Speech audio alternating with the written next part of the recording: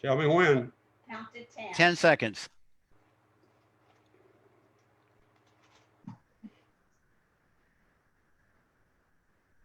Hi, everybody. This is Ross Porter.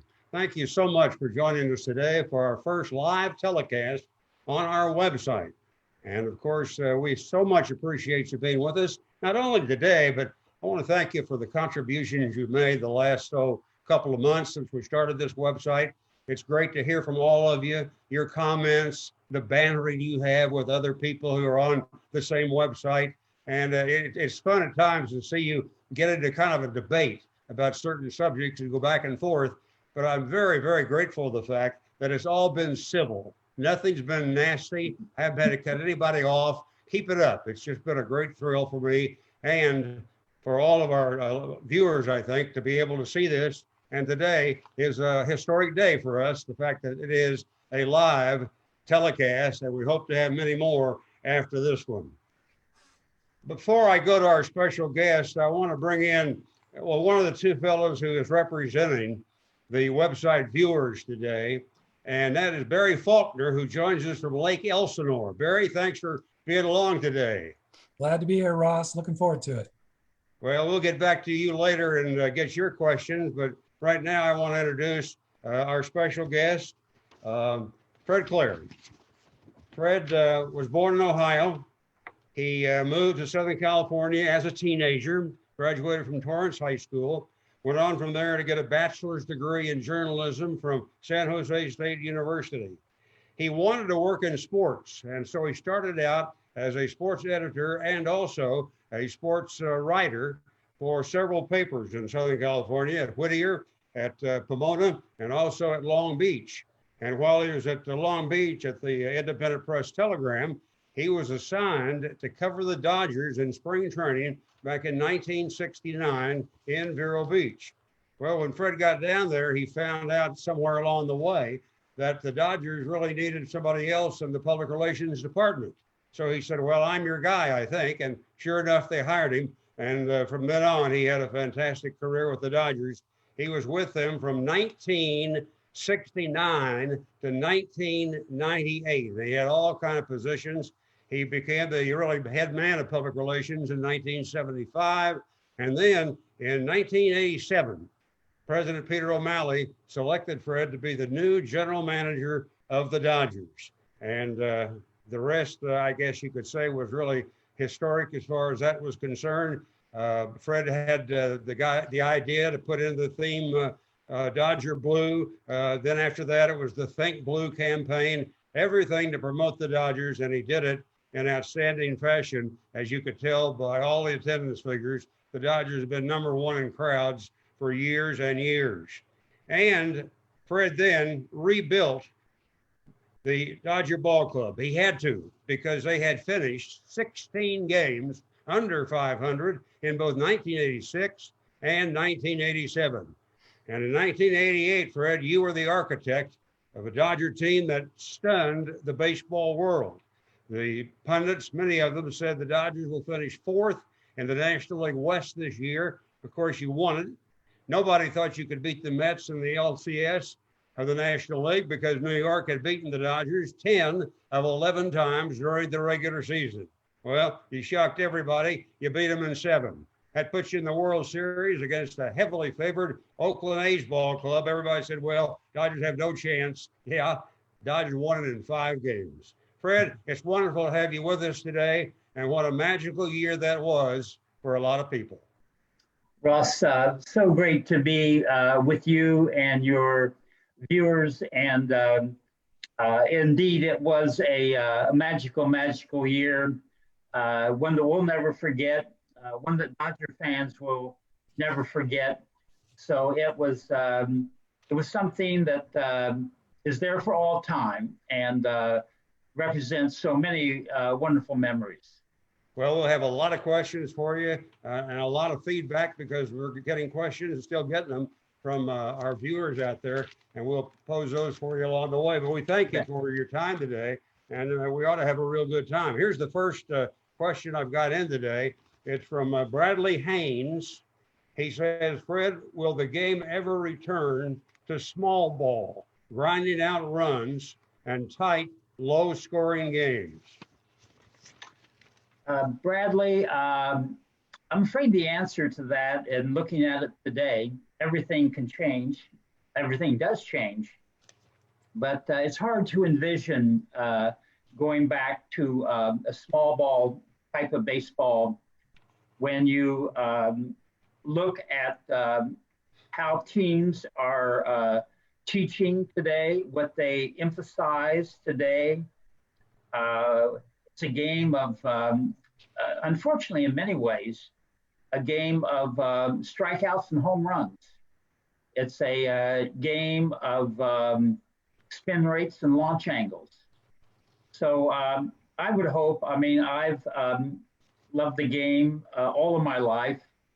And I would hope that we would return to a game that I guess as an old timer, if you would have more resemblance to what so many of us have known. Fred and all our friends out there, I got a special treat. And it's just come up in the last hour. And here it is with us today from his computer at his home in Anderson, Indiana, is Carl Erskine, one of the outstanding pitchers in Dodger history. Of course, that brings a smile to Fred's face. As you may know, Carl was a member of 5 National League pennant-winning teams and the world champion 1955 Brooklyn Dodgers, the only Brooklyn championship team ever. In 1953, Carl won 20 games and set a World Series record with 14 strikeouts against the Yankees in Game 3. Struck out the side of the 9th inning of that ball game, and also that day was able to really be a great pitcher. In 53, he won 20 games. He set the World Series record with 14 strikeouts against the Yankees in Game 3 of that 55 World Series, or in 53. And then during the 1950s, there were 7 no-hitters pitched in the National League. Carl Erskine pitched 2 of them. The first one was against the Cubs in 1952. And I remember Carl telling me one time that he would have pitched a perfect game that night, but he made the mistake of walking one of the worst hitters in baseball history, a pitcher named Willard Ramsdell, on a 3-2 pitch. He said, we thought we were getting rained out. I was hurrying it up, and I walked him, of all things. The second no-hitter came against the rival New York Giants in 1956. And I just found out this today, Fred. Of course, all of us know one of the most famous game-winning home runs in baseball history was hit by Bobby Thompson of the Giants against Ralph Branca and the Dodgers in 1951 in the deciding game of the playoff to decide the National League pennant. Well, it turns out, and you may know this, Fred, Carl Erskine was warming up in the bullpen with Ralph Branca, but the Dodger pitching coach, Clyde Sukeforth, sent word in that he thought at that time Branca had better stuff than Carl, so he went with Branca. And of course, we know what happened after that. And somebody said later to Erskine, what's your best pitch? He said that curveball that I bounced in the bullpen, which made it certain for him to go to Ralph Branca. But Carl's had an outstanding life. When you think of the world class, you would have to put the picture of Carl Erskine right there with the definition of class. He later became the president of the bank in his hometown in Anderson. He has been very active in Special Olympics for over 40 years. He and Betty have been married now for nearly 74 years. And Carl is now 94 years old. And what a wonderful man. I'm sorry we can't talk to you, Carl, but we're sure thinking about you. And another thing that came to my mind today was a story you told me some years ago. You said that after the Dodgers won the World Series in 1955, you and Duke Snyder got in your car to drive to your home in Indiana to spend some time off. And while you were on the turnpike, a highway patrolman came after you and said, hold on, you're speeding. So the trooper came up to you and said, I need to see your driver's license, sir. And so Carl produced the driver's license. The guy looked at the driver's license and he said to Carl, by the way, I lost money on you guys. And Carl said, lost money? We won the World Series. Guy said, I know, but in 47 and 49 and 52 and 53, I bet on you. And I said, to heck with you, I'm going to go with the Yankees. And when they rolled the window up and Carl drove away, he said to Duke, now there is a loser. But it's wonderful to have Carl with us today. Best of luck to you, my friend, and hang in there. We're really privileged to have you with us. All right, let's go back to the question bag here. Here's one from Stephen Green, who says, Fred, most of us have been around the game for a long time. Which of the new rules that they are adopting or experimenting with, if any, do you think are actually good for the game? And which one do you think is the dumbest? Well, I have several thoughts on that, but before we move on, I want to wish my dear friend Carl and Betty the very best. And they'll have a anniversary coming up. I know the date will be October the 5th, which will also be my birthday, but we have much more in common than that. And Ross, I don't want to leave that point with the audience here without saying I can't think of a better representative of the Dodgers through the years and through the decades than Carl Erskine. That's right. He is absolutely one of the most incredible people that I've ever had the good fortune to know. Absolutely. So Carl and Betty and your family, my very best. You know, with rules that are being considered, as I understand it, I can't think of any that I like.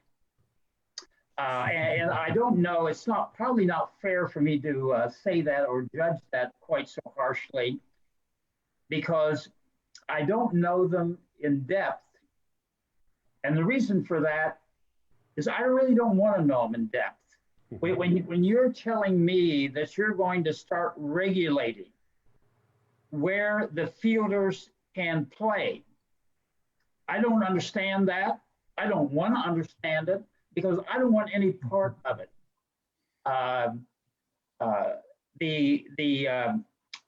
Some of the other rules that have been enacted, and again, I will judge it only with a limited amount of knowledge.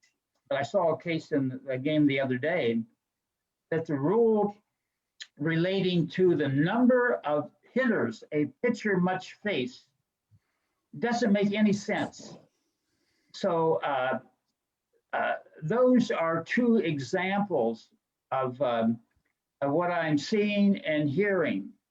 And even in the rules and recognizing the scheduling and the pandemic, when you start playing a game where in extra innings, the inning starts with a runner on second base, I don't get it. I don't like it. I don't want any part of it. So I'm too much of a traditionalist. There are so many things that are changing in the game. But when baseball starts interfering with the game, that they lose a lot of my support on that, with all due respect to those making the decisions. Wonderful thoughts, Fred, about that. And I think most purists agree with you about that. I think we're going to see the designated hitter in the National League maybe as early as next year, don't you? I don't mind that because the designated hitters become a part of baseball. So that type of change doesn't bother me.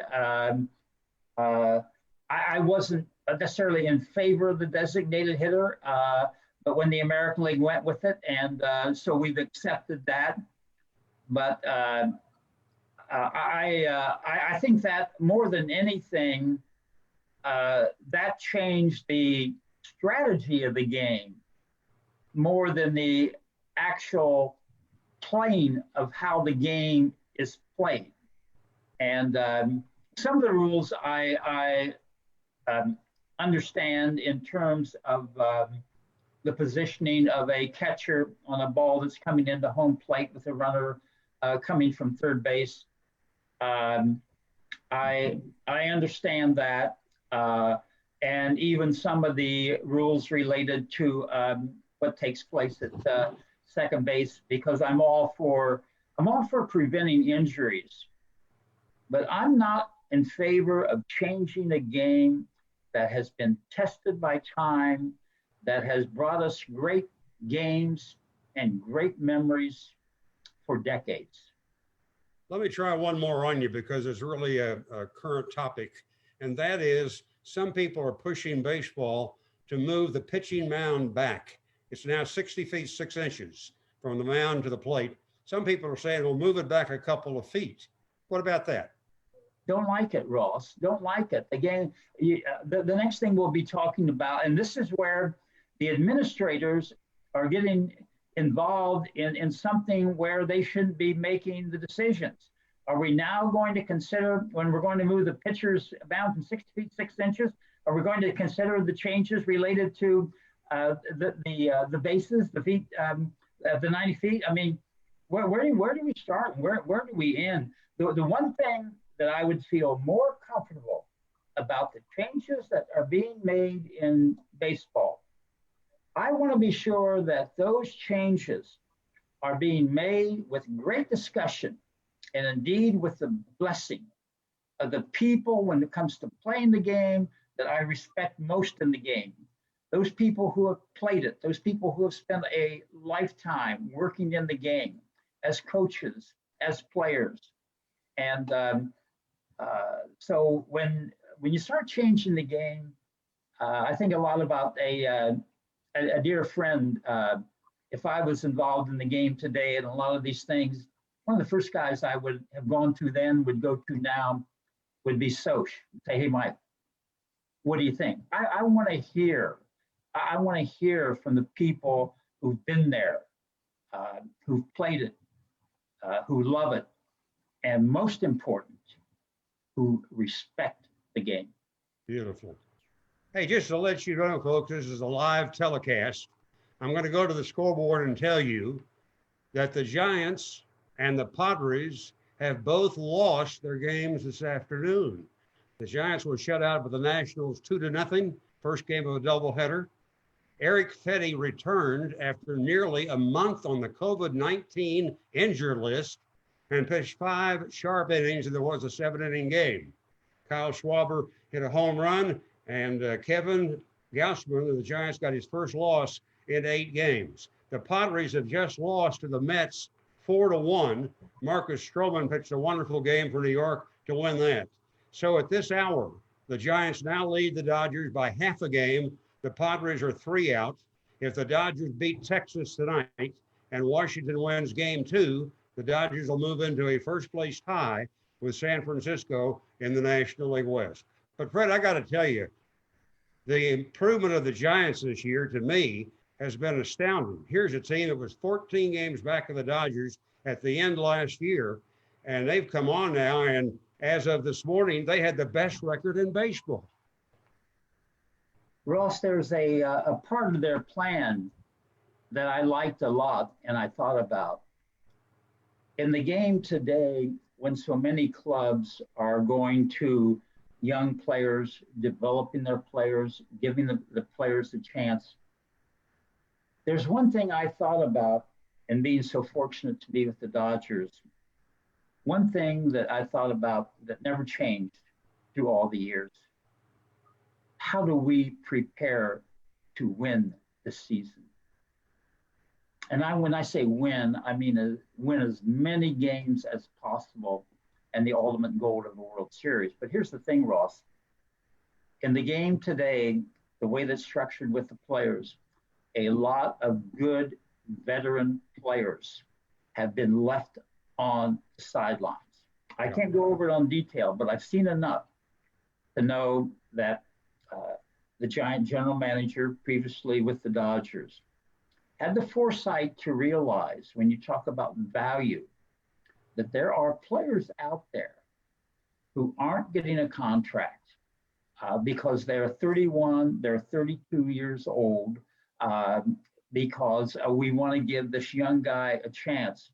So I applaud the Giants because I think there was an opportunity there for one or two clubs to really move into the marketplace and capture some of these players. And I think that without knowing in detail, that's exactly what the Giants have done. Friends, Fred has written two books. The first book he wrote was one called My 30 Years in Dodger Blue. He wrote it with our friend Steve Springer, who's with the LA Times and does a wonderful job. And the other book is a really meaningful book because it really expresses Fred's feelings when he went through his battle with cancer. We'll get to that later, but it's a book called Extra Innings. And I would advise any of you who love baseball to pick these books up because you'll really enjoy what you see. I'm going to read, if you will, Fred, a few excerpts from this first book that you did that I think most people, if not everybody, never heard this story. You said, "This is a moment that has never before been written about, never talked about, known by only a select few.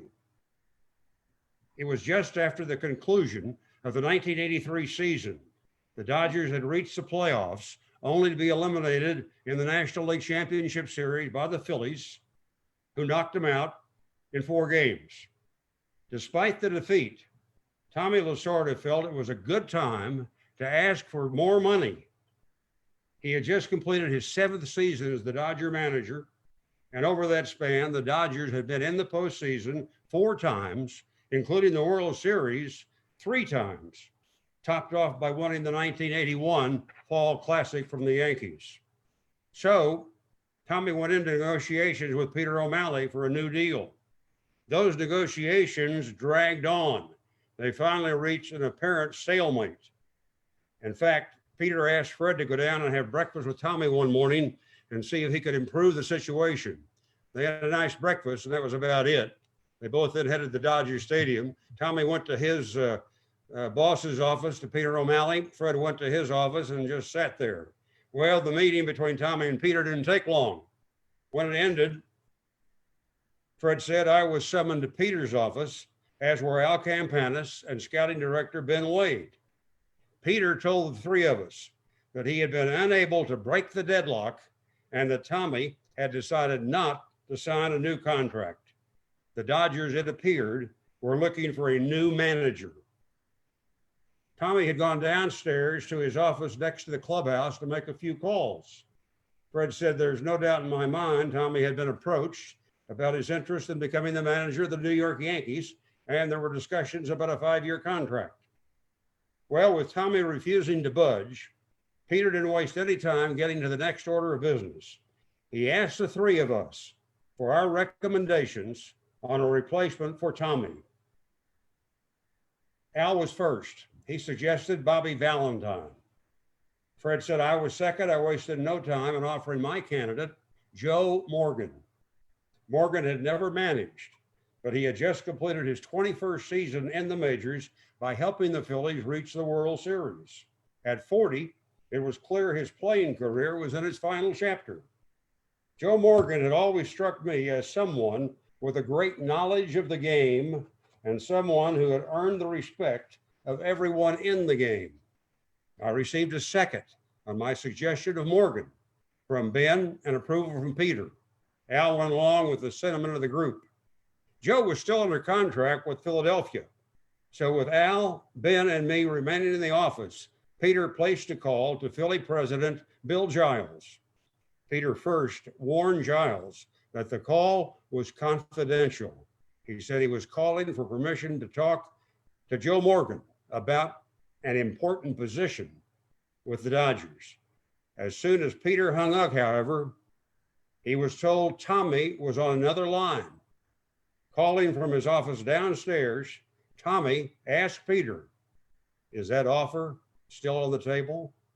Told it was, Tommy said, "Then I'll take it." Peter immediately called Giles back. "Bill, the call I just placed to you never took place." Tommy came upstairs, signed the contract, and remained the Dodgers manager for another 13 seasons. Fred, that was some time, wasn't it? Yeah, I think, Ross, I've always felt that it's important to have history recorded accurately and properly. And it's one of the reasons why when Steve Springer called me and said, Fred, have you ever thought about doing a book? And at that point, Fox was about to sell the team to McCourt, another change from the days of the O'Malleys.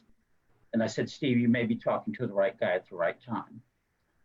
Because when I was fired by the Dodgers, I put a lot of thoughts in writing, not because I wanted to use them, not because I wanted to write a book. I wanted to leave my mind and let me move on to other things. So that's how that book developed. But a couple of things, Ross, somewhat quickly on that day. I remember meeting with Tommy for breakfast. Tommy and I were extremely close. I said, Tommy, you can't leave the Dodgers. And I remember specifically what I said. I said, Tommy, you're such a part. I have seen you and I know you. Your connection with veteran scouts like Burt Wells and minor league people like John Kerry, unknown people to most. That's in your heart and in your soul. And forget about the money. You will be compensated. And that was my pitch to Tommy, which hopefully echoed when all this came through. But I'll also never forget, and Ross, think about this, and it's the reason that history should be recorded properly. My recommendation to Peter was Joe Morgan, as Steve Springer notes. And it had the blessing. People don't write about this, talk about this, but again, it's why history becomes important. Even though it wasn't his first suggestion, to have Joe Morgan as a manager of the Dodgers had the total blessing of one Mr. Al Campanis for Joe Morgan to become the manager of the Dodgers. Those things, in fairness to Al and his legacy and his history, should not be forgotten. And very frankly, Ross, I thought of two things. Not only was Joe well qualified, I knew him and knew of the respect and knew how he approached the game. But I also knew that we were going to give a man an opportunity who was most deserving. And so, what wonderful memories. I think, Ross, probably when that book was written, because I was totally candid. Anytime you write a book, you may ruffle some feathers. Ruffled feathers are worthwhile when the result is history recorded accurately. Did Joe Morgan ever know how close he came to becoming manager of the Dodgers? Joe did, and it was interesting because Joe, and there were comments on this where he was asked about it on TV and so forth. Joe really didn't have the ambition. That wasn't his goal to be a manager. And we hadn't had. I was just making the suggestion. I didn't know what was in Joe's mind at the time, but that wasn't his drive. But I knew he was capable. And actually, Ross, there's a history would record that there is a kind of a segue to this, because when the Fox people wanted me to fire Bill Russell in 1998 after the trade with the Marlins, my recommendation was another man who didn't really have the burning desire to manage, but would have been great. And that was Reggie Smith. And I told the Fox people, okay, you need to give Bill Russell a chance, but if you're not going to give him a chance, hire Reggie, because he's the guy that can get us through this season and handle this team better than anybody on the face of the earth, with all the changes in Sheffield and Bonilla and the turmoil. And then next year, we'll bring in Mike Scioscia, and he should manage the Dodgers for 20 or 25 years. That was my game plan. But as history also has recorded, on June 21st of that year was my daughter Jennifer's birthday. Happy note, sadly, the day that Al Campanis that passed away, and that Fred Clare was later fired that evening. So I think more about the sadness of Al's passing and the happiness of my wonderful daughter Jennifer.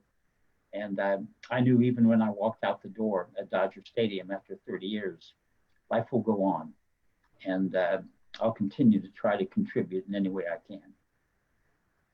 Let's now go over to Barry Faulkner, who's joining us today from Lake Elsinore. And Barry, do you have a question for either Fred or me that you'd like to bring up? Yeah, Fred, I'm just curious about '88 and your recollections of that team, and how much of an overachievement was that championship? And what were your thoughts as they went into the postseason? Did they surpass your expectations at that point? Good questions, Barry. As the season unfolded and we saw how this team was coming together and the great job that Chami was doing and the spirit that we had. So now it's clear. I mean, we're going into postseason, and I would tell you that it didn't surpass my expectations, because I'm a runner, as Ross knows, or was a runner. And as we got closer and started into the playoffs against the Mets, I kept thinking, I want to be sure I give thought, because when we win this World Series, the main thing on my mind, I want to pay tribute to the Major League staff. I want to pay tribute to the scouts. I want to pay tribute to the player personnel people. So that was on my mind every day. And someplace there's the tape of the Costas interview where I mentioned those very things. So I wasn't at all shocked in any way. That team, of course, obviously came together. I mean, as Ross points out, we were 16 games under 500 in 86, 16 games under 500 in 87. I don't know that any team in history has ever come back in 2 seasons like that to win a World Series. But I knew one thing, with the players as they came together and the players that we had on that team and the competitive spirit of that team, something was special. And when we had the 30th anniversary of that team a couple of years ago now, a few years ago, at that luncheon, what struck me, you would have thought those players were so close, so tight, that they would have played a game together the night before. It was a special team for a special time. And I'm sure the Dodgers are tired of listening to '88, and I was so happy to see my friend Dave Roberts and the Dodgers put a book into '88, and hopefully a lot more books to go on the shelf. Just to remind everybody about the 1988 season, during the offseason before it all began, you went out and got the veteran outfielders, Kirk Gibson and Mike Davis, the veteran shortstop, Alfredo Griffin, the pitchers, Jay Howell and Jesse Orozco. And you remembered that I think the year before you'd gotten Tim Belcher, you'd gotten Mickey Hatcher. Anybody else that I'm missing there? A big one you're missing, a dear friend today, John Shelby. Oh yeah, John Shelby, T-Bone. And they all clicked, and you thought that was the reason for the chemistry. They all had one thing in common, Ross, which is hope not underrated today, but people ask me, what's the most important part of the scouting report? I said, well, I'll give you an answer that probably few do. Look under MU or C, makeup and character, because there is nothing more important that I want to see than the makeup and the character of the players that we bring to the Dodgers. Because I knew the character and makeup. I was fortunate to know Carl Erskine and Roy Campanella and Jackie Robinson and Pee Wee and Duke Those players had one thing in common beyond their talent, and it was proven over time. It was proven in the face of the greatest adversity. They had great character, and that's what I saw. That's what I wanted. And some of the biggest mistakes I made is when there was probably more talent assessed and in very obvious ways, and not looking as much at the character of the player.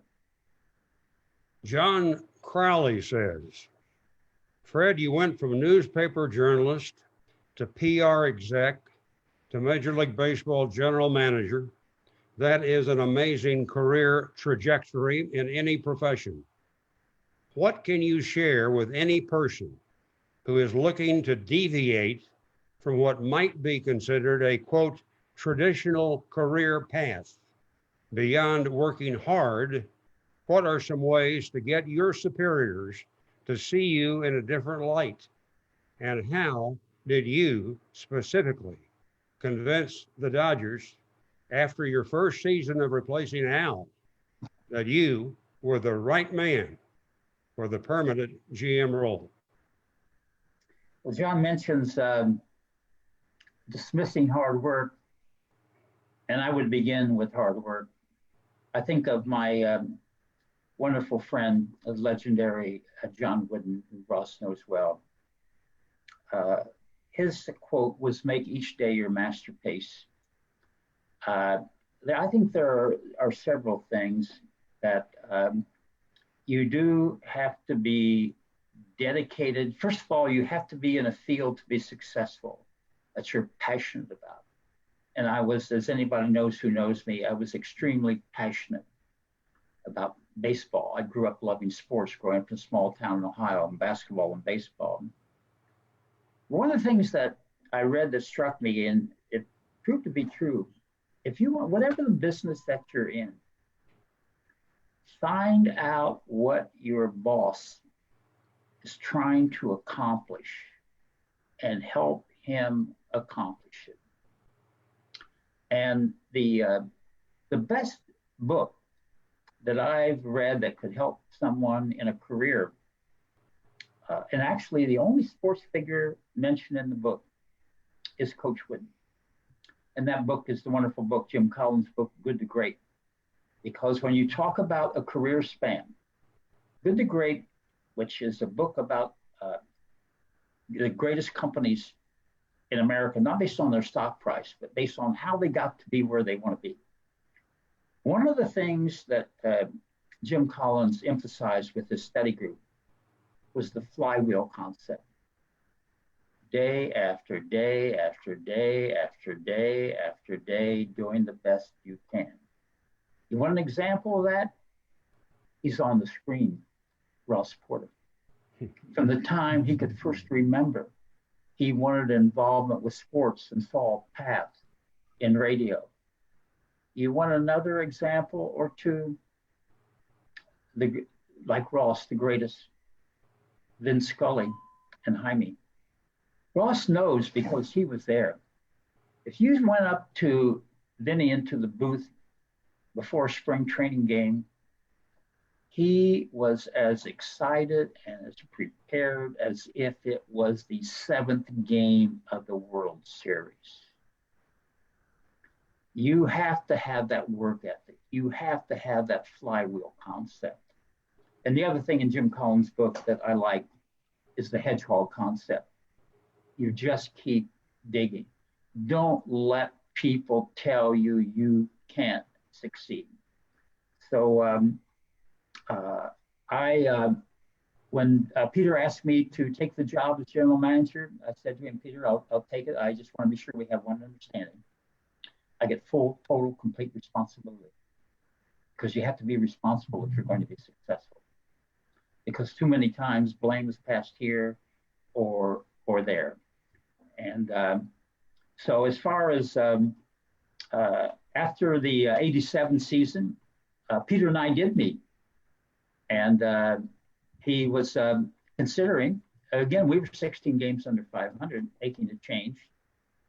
And I had loved the experience in '87. I thought we had made some good moves. I thought things that were starting to improve. And he said, Fred, we may reach out to hire someone. And I said, Peter, that I understand that that's totally up to you. If you do, I may go fishing in Montana.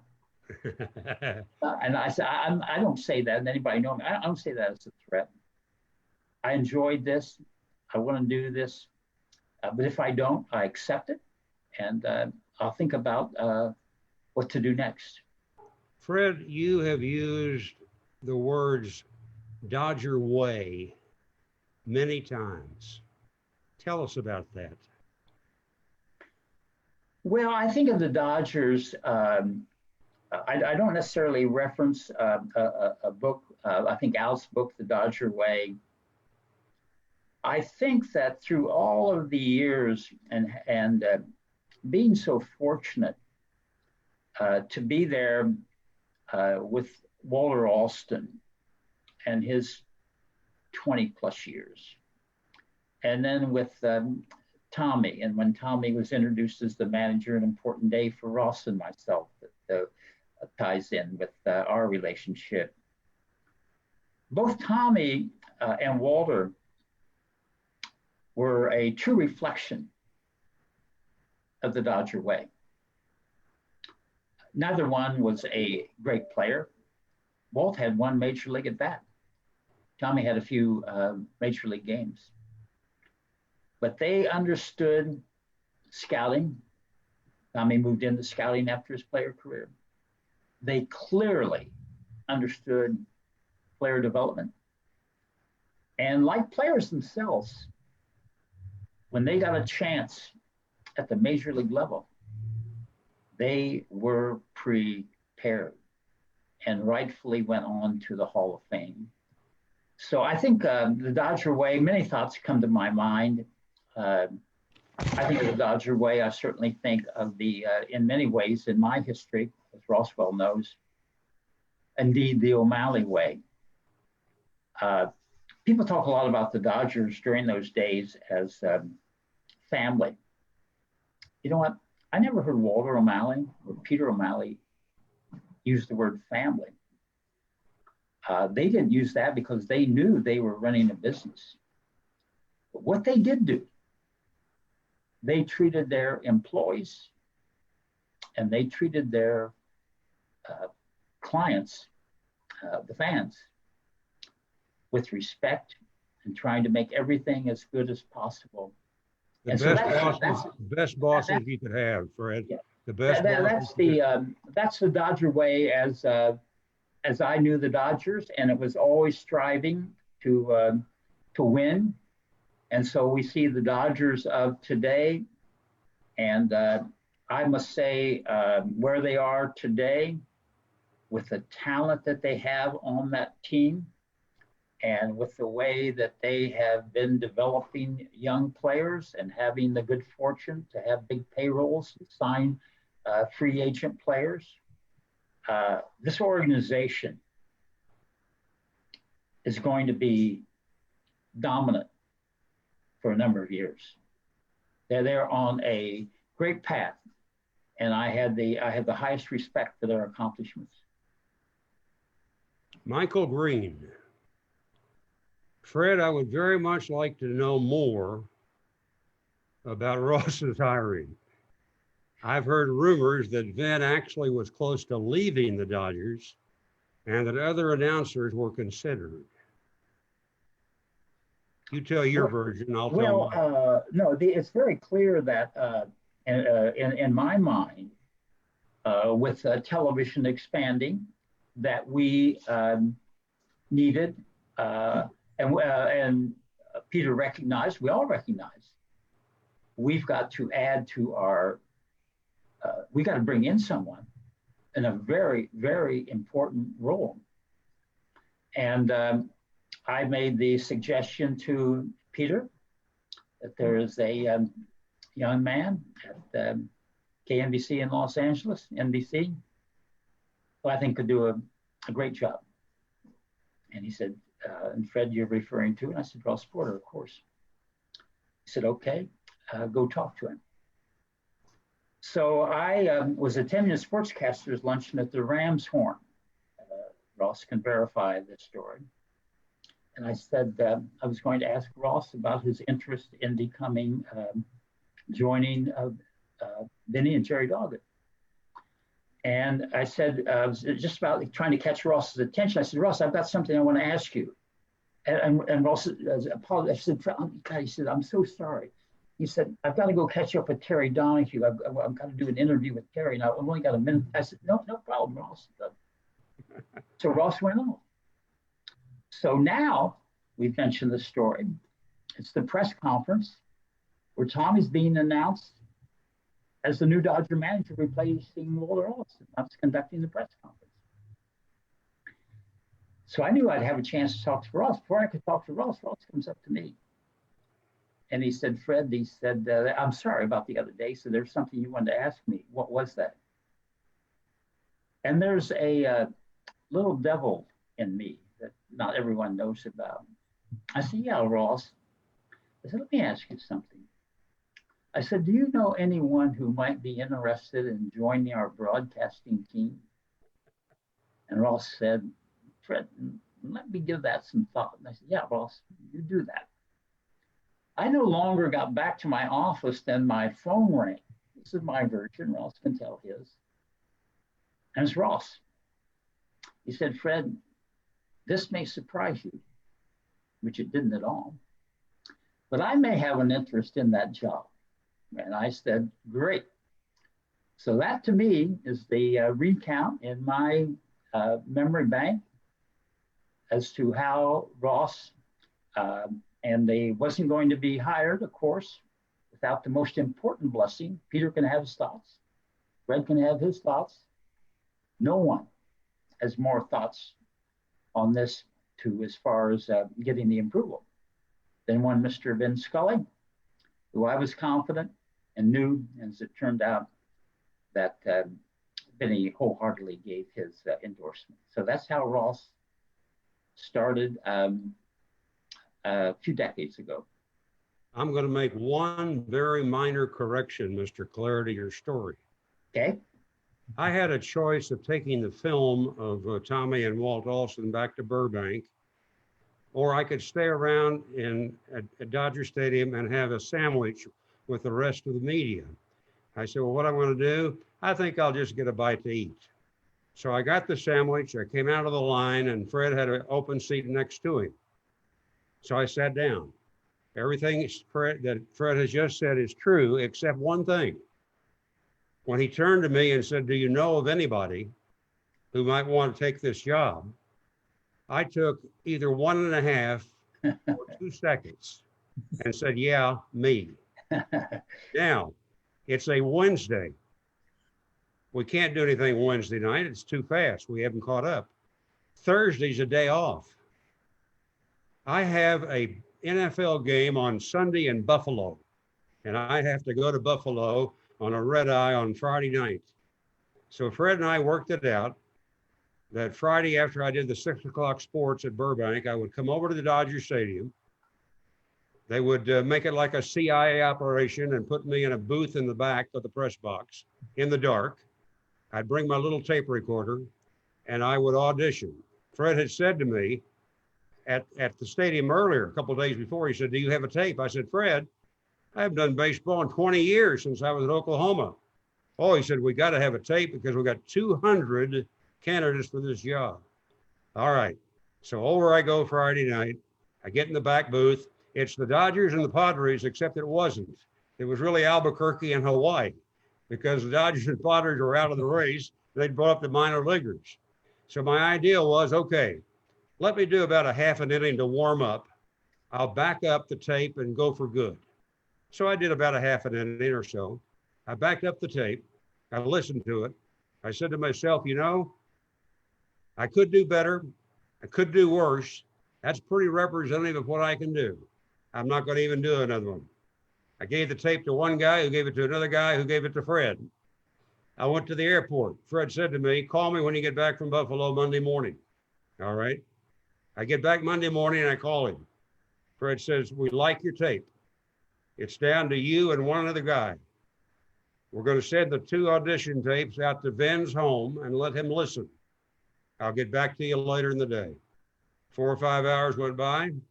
Fred called me back and said, Vinny likes your tape best because he thinks you are closer to the style that he and Jerry have had.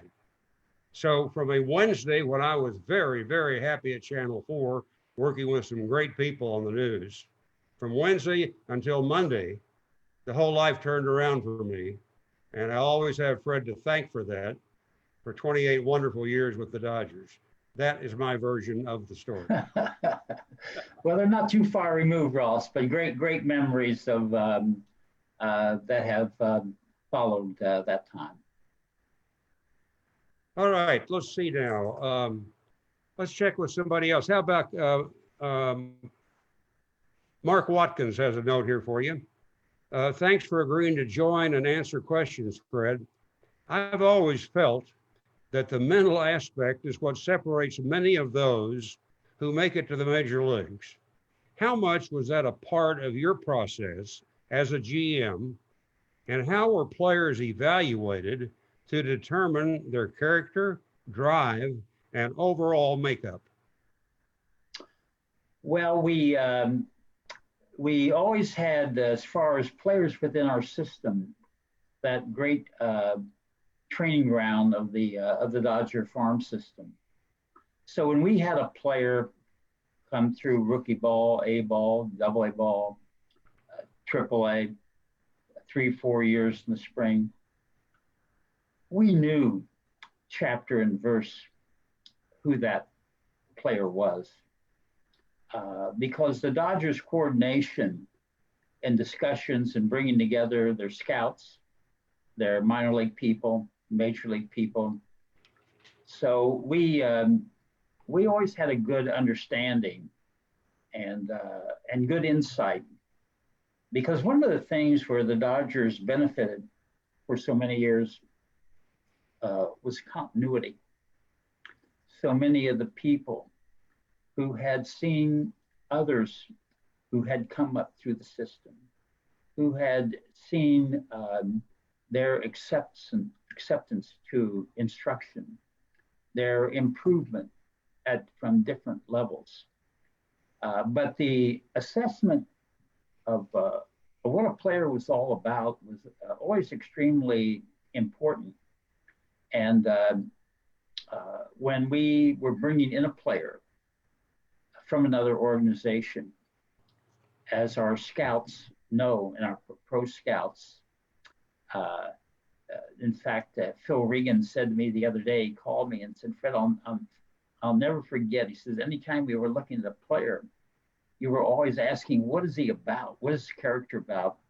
And one of the, I've never told this story publicly, but one of the humorous things is Joey Malfitano told me recently, he said, Fred, you said, you know, when you used to ask us about players and they were from the American League? And I said, yeah. I said, you know, a lot of times because we didn't have minor league play, we didn't know those guys. He said, well, so before I gave you opinion, I always called Don Zimmer. So he said, this one day, Fred, you should know this. I called Zim. I said, Zim, what do you think of this guy? I need to pass it on to Fred. And he said, Zimmer said, I'm not going to tell you any more until you put me on the payroll. You're asking me every week about a player. So we tried our best. And you know something? And I don't know whether general managers of today do this. You know who one of the great scouts in Major League Baseball, as far as observing players, is? The visiting clubhouse guy. You know how many times I asked Jim Mewey about a question? General managers say they probably don't know. They're not fair to them. They may not know the name of the visiting clubhouse guy. What does that visiting clubhouse guy know? He knows whether that player gets into the clubhouse on time. He knows how that player gets along with his teammates. He knows who's a good teammate and who's selfish. That visiting clubhouse guy knows how that player gets along with his manager. Jim Mewey was beautiful and so well respected by the players. So you need to draw all of the information you can from that player's junior high, high school, college coach to minor league people. Look, you find out. We didn't hire Ross Porter by accident. We did our homework. Thank you.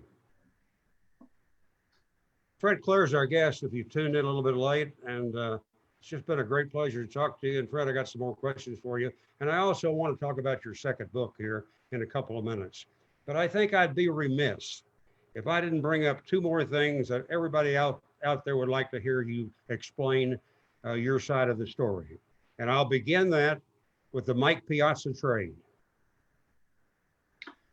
Well, the Piazza trade, and it was one of the good reasons for my 30 years in Dodger Blue was that I couldn't quite envision X number of years later the questions that would come up, but I knew that it would be great to have a resource. But Mike, 1998, entering the final year of his contract, it just so happened it was the year in that spring that the Dodgers were sold by the O'Malley family to News Corp, Fox. So now new owners who were taking over the Dodgers. As Rupert Murdoch was to say later, we bought the Dodgers for one reason. We wanted to get control of television rights in Los Angeles and regional television. So the negotiations with Mike and Bob Graziano as the president, and being asked also by Fox where things stand. And I said, I'm confident we'll be able to sign Mike. He's critically important to us.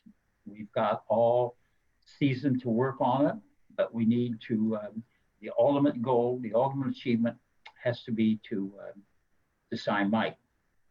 And so as the year moved along, in I guess whatever the date was, whether that was May or whatever the time of the year was, Fox was negotiating with the Florida Marlins for regional television rights in Florida.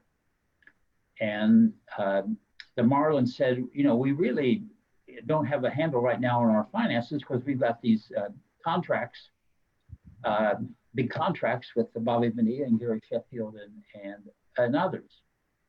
And Fox basically said, the News Corp people, look, we can take those contracts off your hand. It's going to help us get to a regional television network.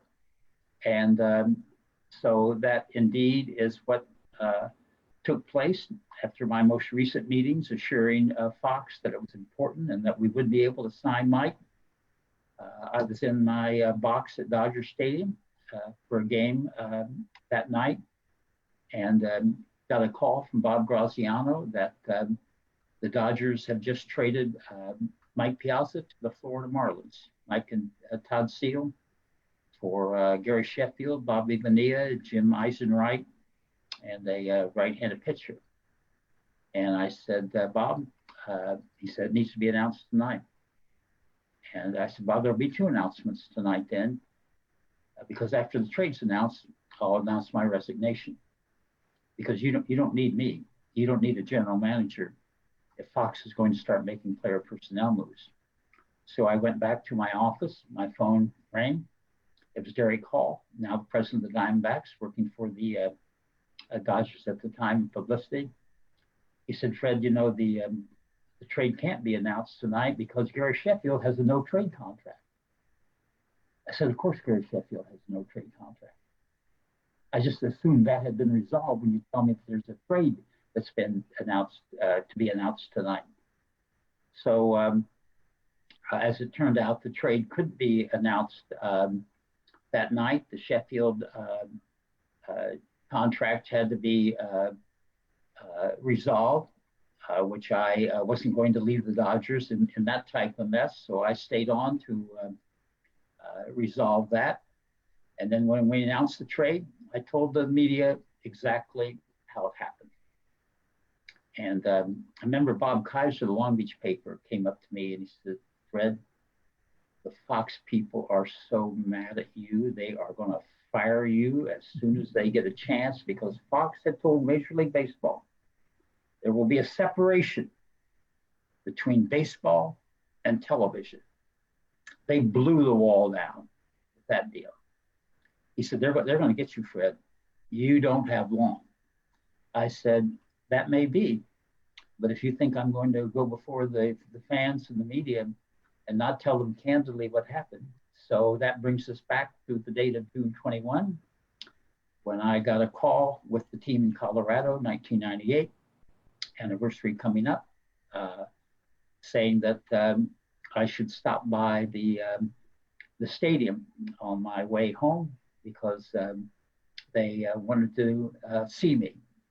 So that had never happened before. So anyway, that was the Mike Piazza trade. I think it was very unfortunate in so many ways, because Mike should have remained a Dodger. And you never want a situation where you have what had always been historically an organization that always gave the confidence and the responsibility to the general manager, and create the confusion that was created.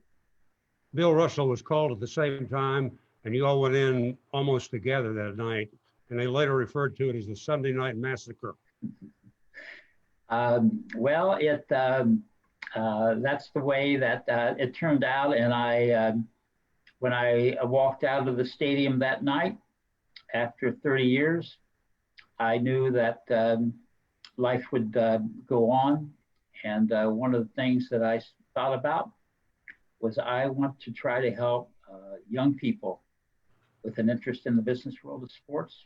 And one of the things I want to do is to teach.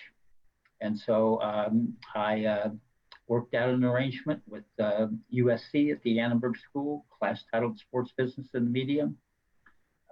Dear friend Bill Schumart, who had started a sports management program, or asked me to help start a sports management program, graduate program at Long Beach State. And then finally, in my last teaching assignment, kind of reached the top of the class when I had the opportunity to teach the first sports business class ever at Caltech. Two of my former students, who probably thought there was never a chance to work in sports, are now working for the Dodgers. My next question for you. Many people have wondered about this for a long time. What was your thinking, the reason behind trading Pedro Martinez for Delano DeShields, which you have said candidly was probably the worst trade you ever made, but I and others can defend that trade, but I want to hear you first. Well, there's no need to defend it. With Pedro going into the season, we needed a second baseman, and this was the foundation of the mistake, really, because in talking to Tommy and our staff, one of the positions we had to fill was second base. And I thought we had really accomplished that the year before, when I selected or made a deal for Jody Reed in at the time of the, as I recall, at the time of the expansion draft. And we offered Jody a contract that should have, he's definitely should have signed, as he now, or then and now recognizes. In trying to fill this position at second base, I made an all-out bid to get Robbie Williams of the Giants. Such a strong bid that the Giants traded Will Clark in order to take the money and signed Robbie Thompson. And so, in trying to fill this position, the other option that was there in discussions with Montreal was a trade for really one of the bright young second basemen, Delano DeShields. And, you know, a lot of people have said, well, Fred had reports that from Dr. Job that Pedro had problems with his shoulder and the tissue and the sustainability of his talent. And I'll never forget, after the trade was made and Pedro proved what a great pitcher he was, that I never said that at that time. And Frank called me one day and he said, Fred, you take so much criticism. You never, because it was, I made the statement in front of a group of baseball people about my concern about Pedro. I said, look, Frank, a dear man, a dear friend, you're the greatest orthopedic surgeon that I know. Your job is to give me the input just like a scout. My job is to take that input and make the best move possible to help the Dodgers. So you didn't make the trade. I made the trade. So it was, hindsight is always great. And, but just as great as hindsight, I think, is taking responsibility for the things that you do. And I remember when Pedro went into the Hall of Fame, I should have saved the text because I texted him to congratulate him, and Pedro texted back to say, Fred, it was an honor and it was great to play for you and the Dodgers. So not all trades work, not all deals work, and that one didn't work at all. Well, I have two things to say about that. Most baseball experts at that time said, that's a pretty good trade that Fred made. That's number one. That was the consensus. The other thing that I well remember, Tommy told me one time he liked the trade that you had made because he said, Pedro will never be a successful pitcher because he's too small. Well, you would never want to bet against Pedro, so I give him all the credit that he well deserves. And in many ways, it was the last thing that I wanted to do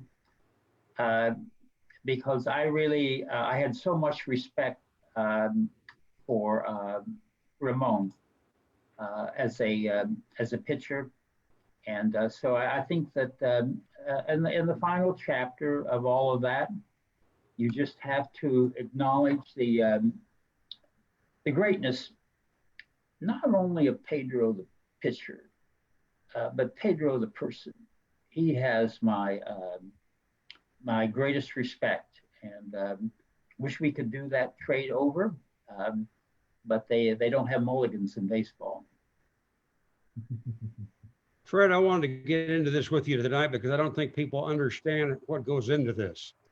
But a major part of any general manager's job not only is being able to assess talent, but you also at times have to go into a trading mood to go for a player to help you clear up what you think is a weakness. If you want a certain player in a trade, how do you go about that? Do you not bring his name up in your talks with the other general manager for a while? Well, as any general manager that I dealt with could testify, I had a little bit, different approach, perhaps, in that I was always pretty direct in terms of what we wanted.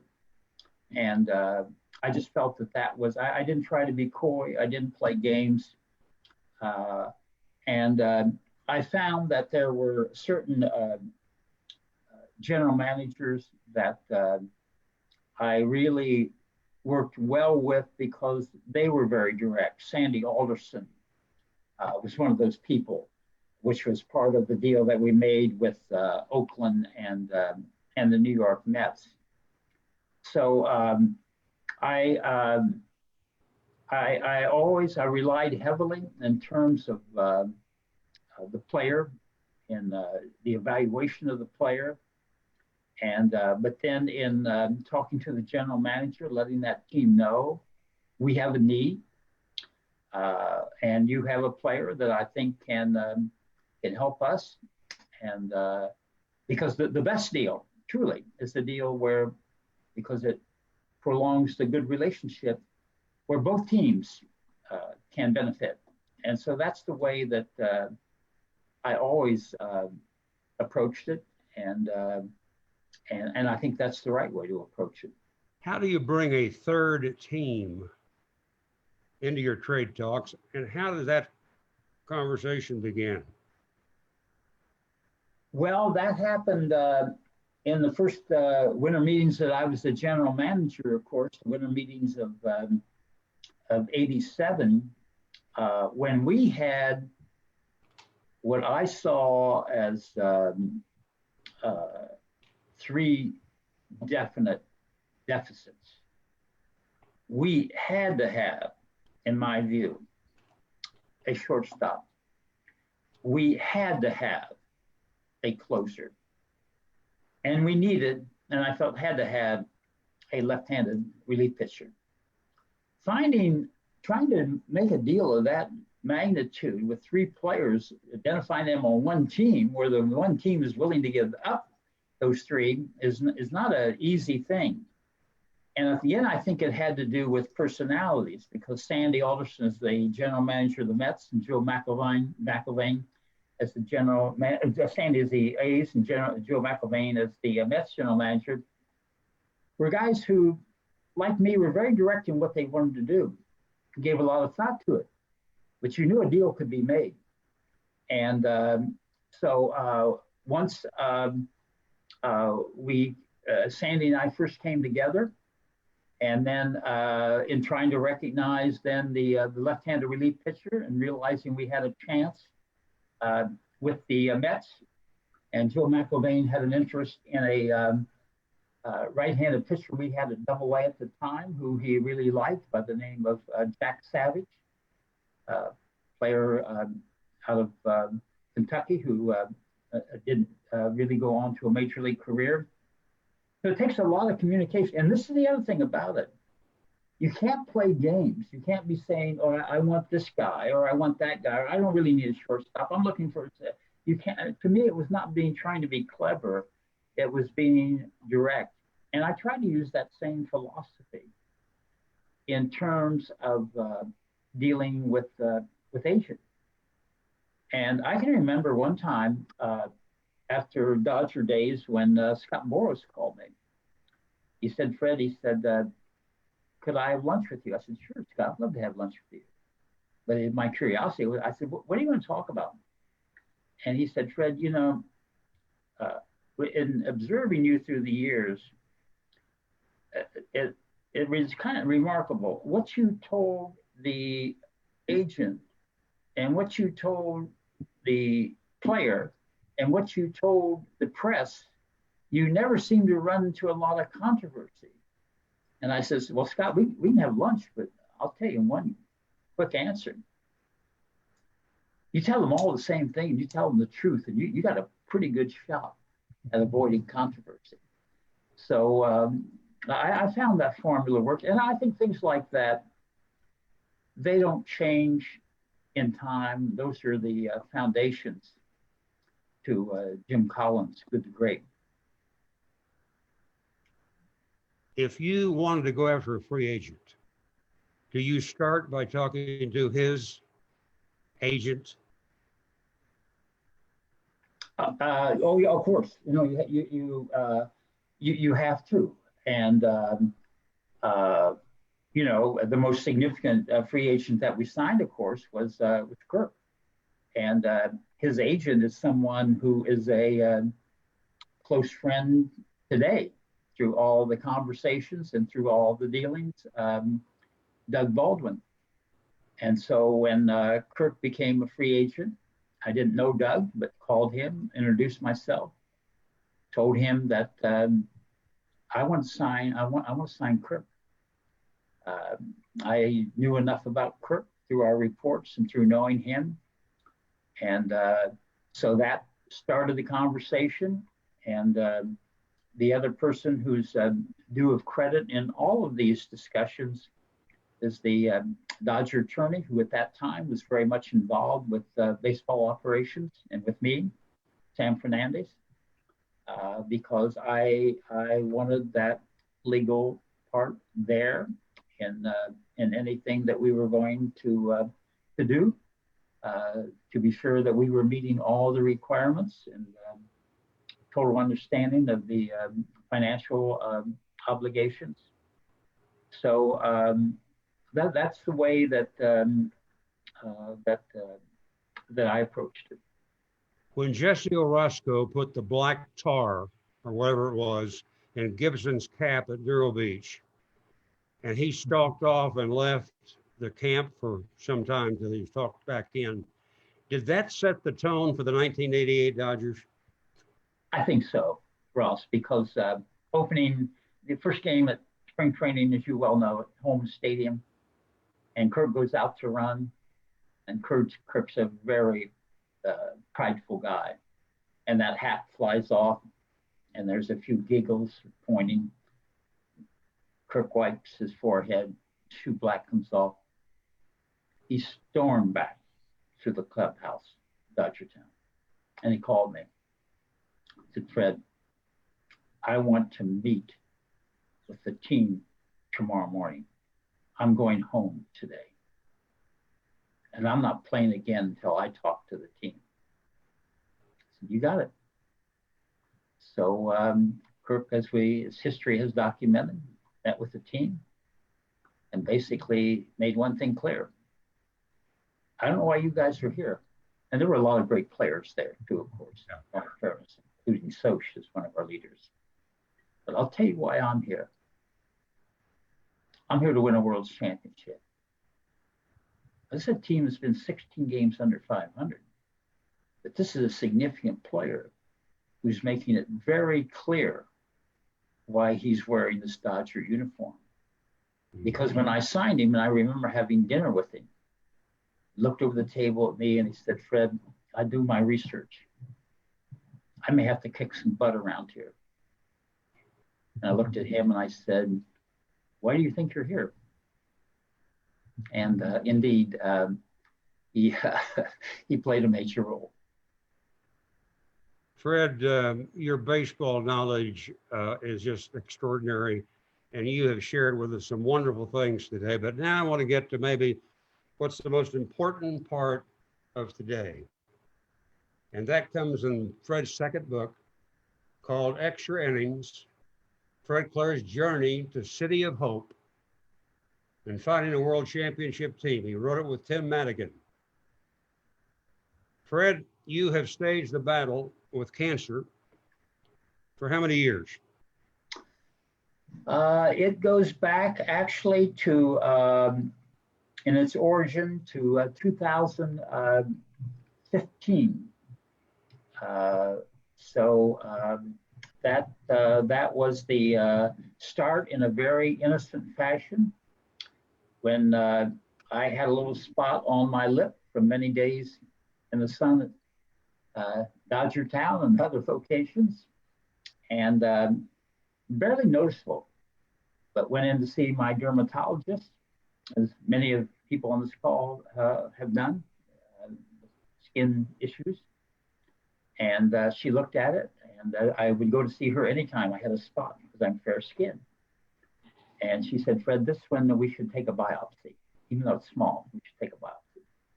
So she did. I'll never forget the call that came back and said, "Fred, this one is malignant, and it can be resolved with a Mohs procedure." Very, very innocent. I mean, thousands, millions of people have Mohs procedures. So in 2015, I had a Mohs procedure on my lip, a couple of swipes, free to go. Doctor assured me, really in so many words and motions, that you don't, this is clear, you have no problem. And as it turned out, they didn't capture all of the tissues that had the cancer. So in 2016, I began to experience incredible pain. Pain was moving up my left jaw. after x-rays, CAT scans, trying to find out what is causing this horrendous pain. The x-rays had shown that, CAT scans had shown that the cancer had moved from my lip up my jawbone and was headed north. And so that was my introduction to City of Hope in 2016, when I met with Dr. Grunin, newly hired by City of Hope, head and neck specialist, and said, Fred, you've got a major problem. This cancer is a nasty cancer, and it has to be removed immediately. And they said, we can take a bone from your left leg and replace your jawbone. And I've never been afraid of a challenge. But I said, Dr. Grunin, I said, I'm 80 years old. I'm more concerned really about quality of life at this point than length of life. There's got to be another option. There isn't another option. He said, yes, we can cut your throat, remove the cancer. Let's do it. So he did indeed do that. And so that was 2016, beginning of 2017. I was feeling great coming out of that surgery. Things were good. And went in to see Dr. Grunin early that year, January 2017. And Dr. Grunin said, felt my neck, said, Fred, can't you feel what's happening there? So Dr. Grunin, after 33 radiations to my neck and face, I don't feel much. He said, I don't like this. And so that's when they couldn't operate again. They couldn't radiate again. They couldn't do anything. And the savior through City of Hope was immunotherapy, which has me here today. And I'll speed up on this because as part of this process, when I saw City of Hope, and quite very early, I reached out to Ross. I saw the work that they did. And I told Cheryl, we got to help. We got to help City of Hope raise money and awareness. And I said, I want to have a golf tournament to raise money for City of Hope. And my wonderful Cheryl said, you got to be the only patient here taking immunotherapy with a 20% chance of survival who's talking about a golf tournament. I said, well, we'll figure that part of it out. And I called Ross, asked his about his golf tournament.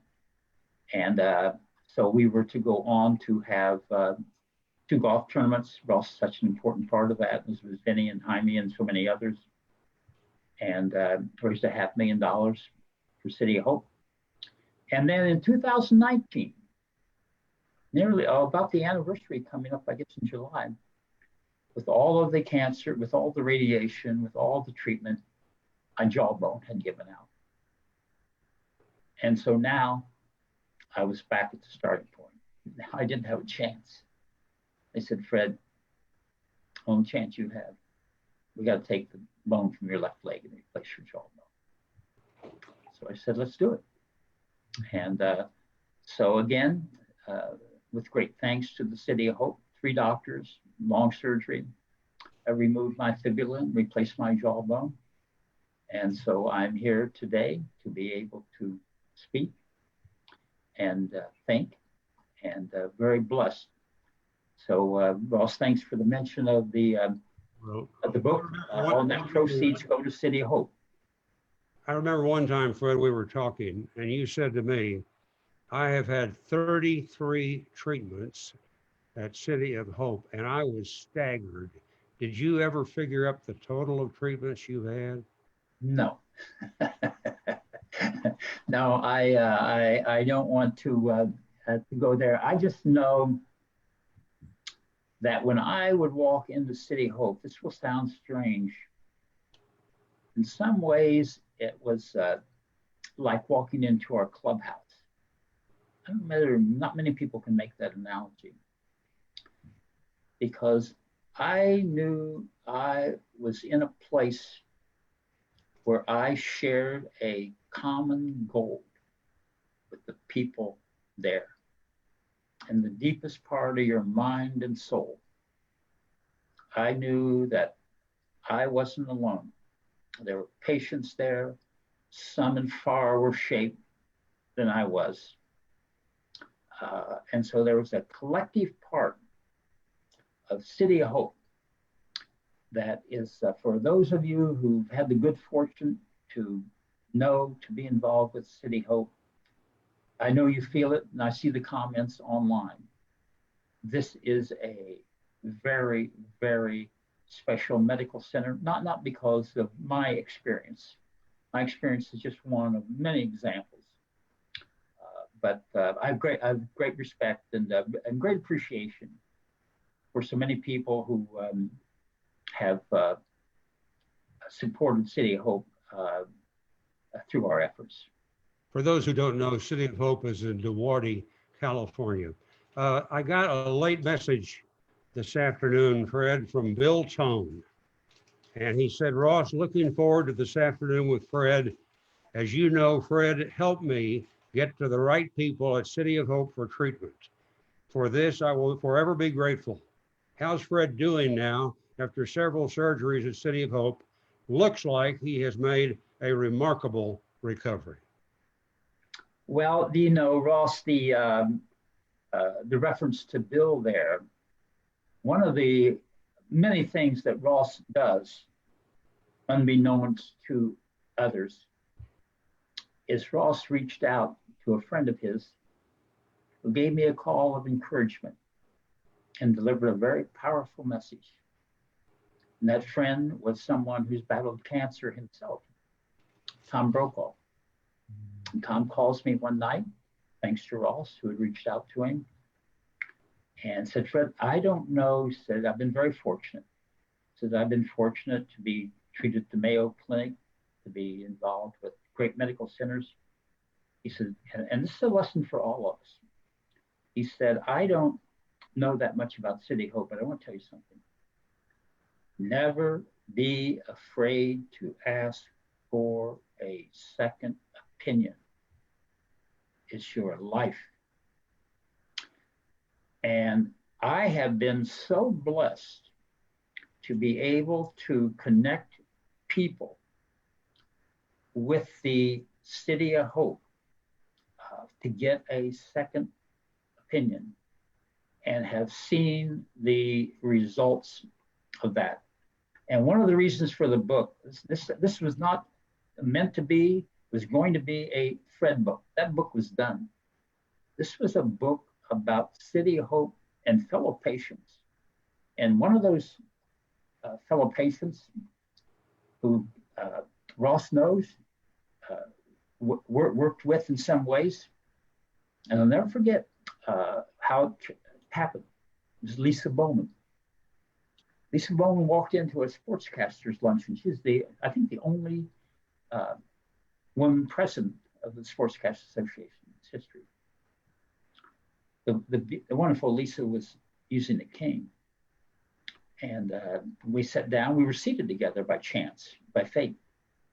And after a little conversation, I asked her how she was doing. She said, Fred, not well, that battling cancer. I said, Lisa, you need to get in City Hope, and I'll help you make that happen. I think I can help you get a second opinion. And the words are best described in the book, Fred Clears Your into City Hope, by the wonderful author, Kim Madigan. And Lisa tells her story about what City of Hope meant to her. So I appreciate that from Bill and for all those who have experienced the great work of City of Hope and so many other great medical centers. I mean, let's face it. I mean, it's not one, it's not limited. It's a reflection of the great work that our doctors and nurses do. Fred, I don't think I could thank you enough for the time you have spent today, and I hope our audience has gotten as much out of this as I have. I think they have. I think your candid demeanor and the fact that you tell the truth and you have such great blessings in your heart for what's happened to you, I think it is really, truly wonderful. And as again, I say, thank you for your friendship and thank you for making it possible for me to have 28 terrific years with the Dodgers. Well, Ross, I appreciate those words. I treasure our friendship, and I treasure and am forever grateful to the Dodger fans who have always treated Cheryl and I and my family so well. So I wish all of you the best. Stay healthy. Thank you, Fred. Thank you, folks. And I want to make a special mention of thanks to my producer, Mike Kunert, who's done a wonderful job doing this website since he got me to do it a few months ago. And Mike's up in Roseburg, Oregon. Want to thank Barry Faulkner for sitting by today, and all of those who took part and who contributed. And I hope you'll continue to do so. Ross Porter Sports Facebook. That's for your comments. Ross Porter Sports YouTube is to see all of the interviews we have done with many of the personalities over the years in sports. So thank you. Have a wonderful week. And we will say goodnight to you from Southern California.